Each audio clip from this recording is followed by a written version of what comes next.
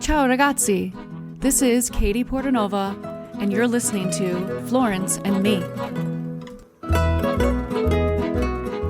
I'm a lover of stories and all things Italian, and I'm going to bring you all that in this podcast. My intention is to inspire you to step out of your comfort zone and explore life and travel the world. Join me as I tell you my story and many others about Italy and my love, Florence. Andiamo! Ciao a tutti. Today I am bringing you beautiful Siena. Now, I have not been there since 2002, so exactly 20 years ago. But my mind is still very clear about my experience there. I went there with my school, St. Mary's of Winona, Minnesota. We went there for a day trip. We had our own tour guide. From what I remember, and I'm going to go with what I remember at the moment, and then I'll go back with some of the history stuff that I've recently looked up that I had forgotten. So what I remember is we walked into the town, and the town is very hilly. The Campo, which is where the Palio plays, or races, shouldn't play, every year on July 2nd and August 16th. Entering into the Campo, Piazza del Campo, is like a steep decline into the Campo. And it's interesting because I remember going there and I remember thinking, how do they fit all those people? Because there's like 30,000 people that come into that piazza every year to watch the Palio. It's so small. And then and you forget that they also, well, you don't forget, you might forget, that there's a horse race that's in the middle of it.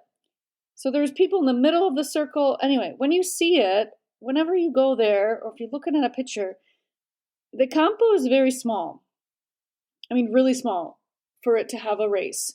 So that's what I remember, specifically that, walking in. And I remember us laying onto the cobblestones there because it was really hot probably that day, or warmer than normal because it was springtime. So it was probably not hot. It was probably in the 60s. So we were like sweating from walking around with our bags and taking pictures and stuff. And I remember us getting something to eat, like a panino, some sort of snack, and we all sat in the Campo. And I believe some of us filled up our water bottles in the Fonte Gaia. The Fonte Gaia is a replica.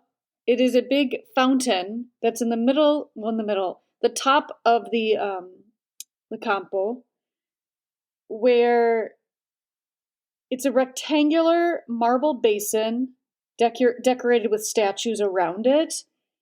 The original one is preserved somewhere, I'm sure. It doesn't say here in my book, but the water is fed into a 25-kilometer, 15-mile aqueduct, which has brought fresh water into the city from the hills since the 14th century. So I remember this. I remember that it's a huge basin, so it could probably have been a bath at a certain point, like a Roman bath. But yeah, but I think this is where everybody got their water.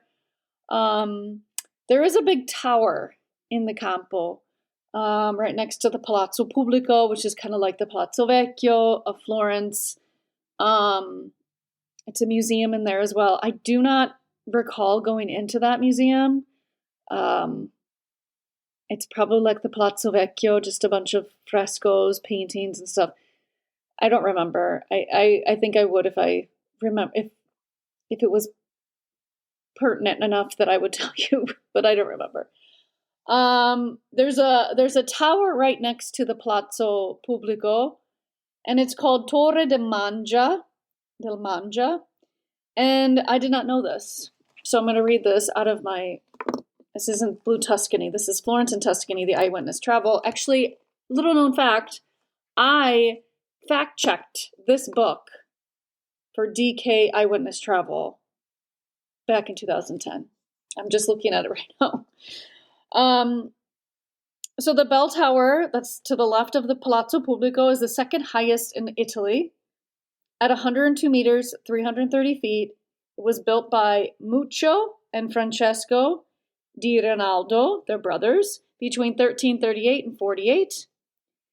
It is named after the first bell ringer, who was nicknamed Mangia Guadagni, eat your profits. That was his nickname because of his idleness, his great idleness. It was the bell ringer's responsibility to warn the citizens of impending danger. So that's what Mangia Guadagni's responsibility was.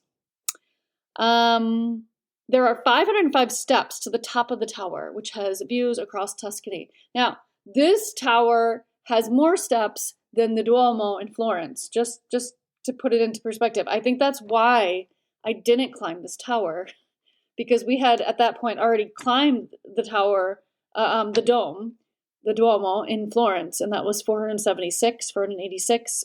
It's 400 something. And I think we all collectively decided we didn't want to. I think there was some people that went up. I did not. Okay, so the next thing I remember, now I've looked in all these books and I didn't find anything specifically about Monte dei Paschi di Siena. So Monte dei Paschi is the oldest bank in Europe. And I'm going to fact check this. I promise I will make sure that this is correct. I remember being told that, and I'm just going to type this in here and make sure. Monte dei Paschi di Siena, oldest bank. I think I pulled it up. Because I remember the tour guide taking us to the first one, because it was created in 1472, 550 years ago. Yeah, so was established present form in 1624. It is the world's oldest and second oldest bank, depending on the definition. Okay. Fourth largest Italian commercial retail bank.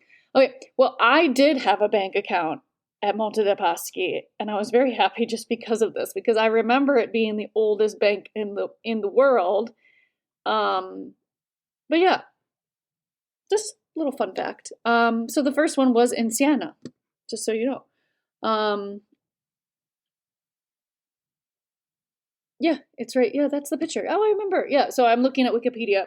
Sorry. But yeah, I remember the headquarters, the main entrance.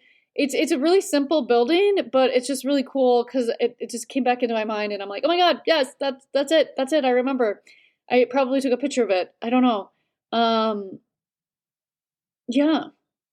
How cool. Oh my God, I totally forgot about this, but I'm glad I was correct. My gut feeling was like, yes, it was the oldest church. So yeah, then I'll switch gears, and then I remember us going into the Duomo of Siena. Now, the Duomo of Siena, I remember being just spectacular. Do I remember anything specific? No. But I remember it being really, really beautiful.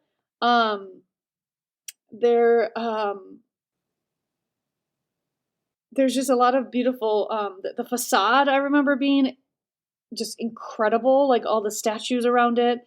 I'm looking at pictures now. Inside it has this kind of like striped, the columns are like these striped, blue striped down each column, and it's a marble floor. Yeah. So I'm not going to speak specifically about what's in the Duomo, but I recommend going to it. I know there's a lot of beautiful things about it. Yeah, it's a Gothic style church. Yeah, I'm not gonna say much more to it, but yeah. So I would recommend going to see that and going into it, and even maybe having a tour guide, maybe discussing more if you like that the history part of it. I remember it just being, I was just like enthralled by it. It was just beautiful. Everything was beautiful inside of it. A lot more, I feel like it's even more innate and more spectacular than the Duomo in Florence.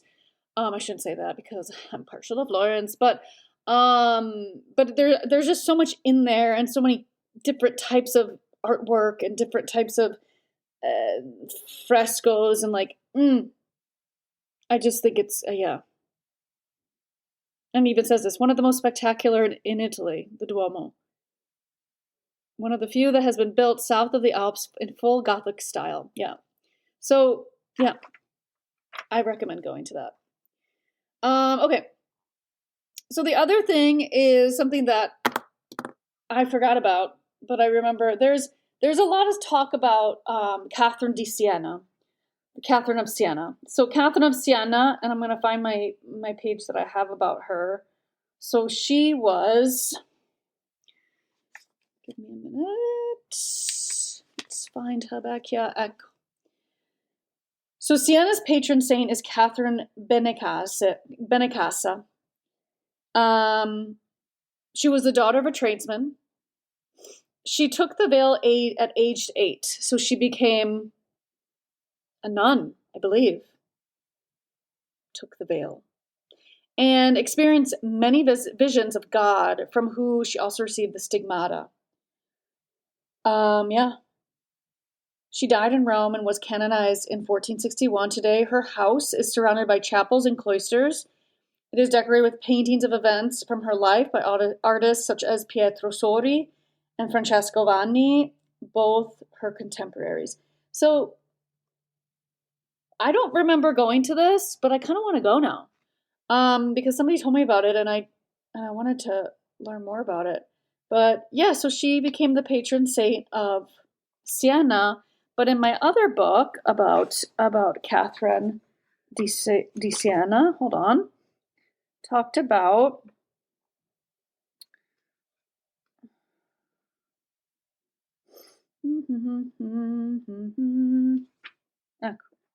the Casa of Santa Caterina. Is the house where St. Catherine of Siena was born. It became sanctuary devoted to her memory after its purchase by the Comune, the city hall, in 1466. The present entrance is through a portico erected in 1941. I almost said 1441. This charming little loggia beyond was built in 1533 by Peruzzi, or by his follower Giovanni Battista Pelori. Here is left of the oratorio della cucina, of the kitchen. The family kitchen converted in the 16th century into an oratory. The altarpiece is by Bernardino. The wood stalls date back to 1518 and 1555. Yeah, so it seems like they turned her house into some sort of sanctuary. Yes, for religious folk to see. So her house is located in the neighborhood of Contrada dell'Oca, of the Goose. So that just segued me into all the contradas of Siena. Now, for the Palio, the horse race on June 2nd and August 16th, the Palio has in total there are 17 contradas, but only, oh wait, hold on. No, there were 42, reduced in the 16th century to 23. Since 1675, there has been just 17, each with a headquarters and small museum beside its oratory, run by an assembly elected by, oh, okay. All right, so there used to be, in the 14th century, there used to be 42 contrada, or terzo, they call it, terzi, which is of the city of okay, yeah, of San Martino di Carmelo. Um, it's like a subdivision, basically administrative wards, or they call them wards as well. Yeah. So, and they're divided into, if you look at a map, I think you can see which contrada, how they're divided. Kind of, I want to think of it as more like gerrymandering. I don't want to bring politics into this, but I think that's how it's going to look like that, like little pieces of like land, and they all like cut them up into different sizes, and depending on each one. So I'm not going to go through each contrada, but there's 17 total. So I'll tell you all of them. The Aquila is eagle, Brujo caterpillar, I'm going to say this wrong, Chiocciola, snail, Civetta, owl, Drago, dragon, giraffe, Istrice, yeah, porcupine, Leocorno, unicorn, Lupa, she-wolf, Nikino, scallop shell, Oca, goose, which I said before, Onda, dolphin in water, Pantera, panther, Selva, rhinoceros, Tartuca, tortoise, Torre, elephant bearing a tower, I don't remember that one, Valdemontone, ram. Okay, so let me go back to the Palio. So every year, 10 contrade are selected to compete in the famous Corsa del Palio. A horse race takes place in the Campo twice a year, on July 2nd, the visitation, and on the 16th of August, the day after the consumption. So this is all religious stuff. So this is just not random horse race. It's all having to do with religion, having to do with the church. It is watched by some 30,000 people who crowd into the Campo itself.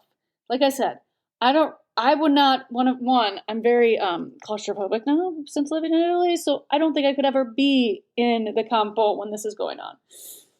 The more important August contest was first run in 1310. The earlier race, July 2nd, was established in 1659. The strong rivalry between contrada provides an extraordinary atmosphere of excitement in the city throughout the summer. The prize is the Palio, a banner designed anew each year, which goes to the winning contrada, not to an individual. So the whole neighborhood gets to bask in the glory of the Palio, of the banner. Celebrations continue for many weeks after the victory. So I remember there's a guy I used to follow. I read all of his books, well, most of his books. Dario Castagnon. I can't remember his last name. Anyway, he wrote books like A Day in Tuscany and what was the other one? I have it on my bookshelf. It's really good. I really like the way he writes. So he's actually he was born in Italy, born in Siena, but he moved to London, so he has an English accent. Anyway, he's very interesting. So I remember him telling me the story of the Palio and him with his, I forget what contrada he was a part of, but it's very exciting. I like I said, I wouldn't probably be there because I would have a panic attack, but it's very exciting to everyone a part of the Palio. Yeah, so the celebrations afterwards they can go on for weeks. They can go on all night after the winning of the winning contrada. They have a big, huge meal afterwards. Whoever wins, and the horse eats at the head of the table. Oh, I forgot that. Yeah, so if the horse wins, yeah, that's really cool. Anyway, yeah, that's about the Palio. There's a lot of stuff leading up to it if you wanted to read more about that. But they do a whole like in Florence, you see like a lot of processions. Like that we just had Easter, so there's the Scoppia del Carro, the explosion of the cart, which is a big, huge tradition in Florence. So they definitely had a parade that went on through the city to get the carro to Piazza del Duomo, where they shot off, exploded the cart and stuff. So just like that, in all of these types of rituals and festivals and traditions in each city, just like Siena. They have